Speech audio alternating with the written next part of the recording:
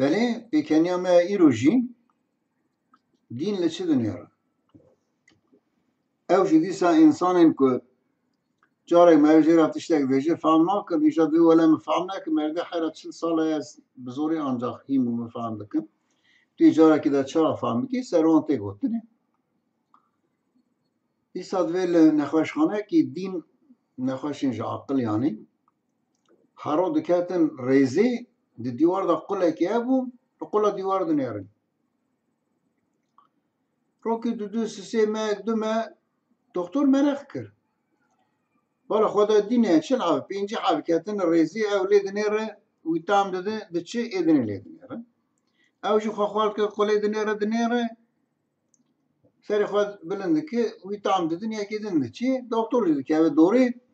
اوج دچه لیدنیره تشتونه قله کپچو چه قله بزمار قله کپچو قله بزماره که بری دور دا کتانشی درخستن وکین تشتونه پاشید بگلی حوالا کابسه کنن ولی چه دنیارن؟ ادوین هم قل که دنیارن؟ ادوین میشه لین هری کاتش قل که داتونه متشتی دا ندید ولی چه دبینن؟ دوی دین گش به هورات کنن دست خاله هات خند دوین دکتر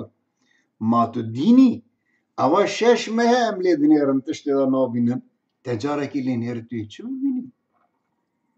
ایجا ولی هم جاران دویجین حیره ولی 40 ساله متشتکش بی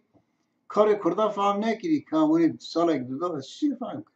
کالا اون 40 سالی صبر کن خدای مزنه ببینه خیلی خوشیه